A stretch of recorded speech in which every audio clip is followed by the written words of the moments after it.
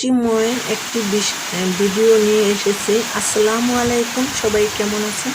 আপনাদের সাথে আছি আমি মা মেয়ে ঘরোয়া ব্লগ। দূরে এবং কাছে আমার প্রাণপ্রিয় ভাই ও বোনেরা, আপুরা, বন্ধুরা যে যেখানে আছেন, আশা করি সবাই ভালো আছেন, সুস্থ আছেন এবং নিরাপদে আছেন। আপনাদের ছোটো বড় সবার দোয়া এবং ভালোবাসা আলহামদুলিল্লাহ আমিও আমার ফ্যামিলির সবাইকে নিয়ে ভালো আছি। আজকের ভিডিওটা হলো, এই ভিডিওটা কালকে সন্ধ্যার সময় সন্ধ্যার সময় ভাবলাম যে অজরে বৃষ্টি হইতেছে, তাই একটু ভিডিও করি।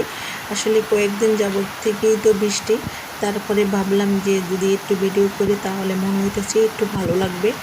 আর আসলে এই ভিডিওটা যেমন সন্ধ্যার সময় করেছি, কিছু অন্ধকার অন্ধকার হয়ে আসছে।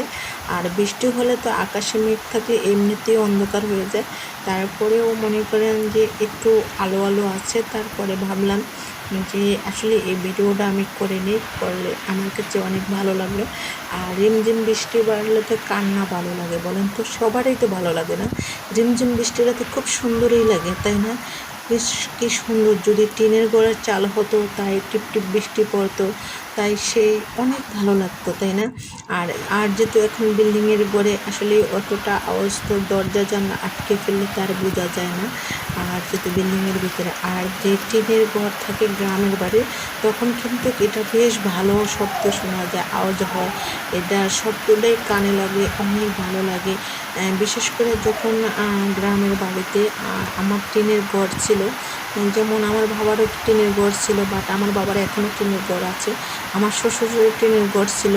তখন আসলে বৃষ্টি হলে যে কী ভালো লাগতো, আমার কাছে বেশ ভালো লাগতো, জানি না কার কাছে কেমন লাগতো, আমার কাছে খুব ভালো লাগতো। আর এখন গ্রামে গেলে, গ্রামে আর ঢাকা শহরে একই ভাব, যেহেতু টিনের চাল নাই, তার জন্য অত কিছু বোঝা যায় না।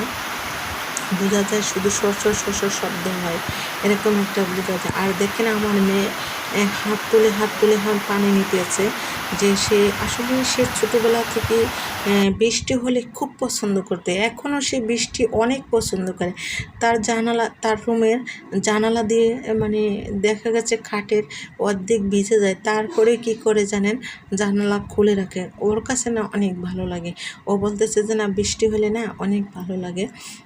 সে দেখতে তো পাচ্ছেন যে হাত দিয়ে আবার পানি ধরতেছে, বৃষ্টির পানি।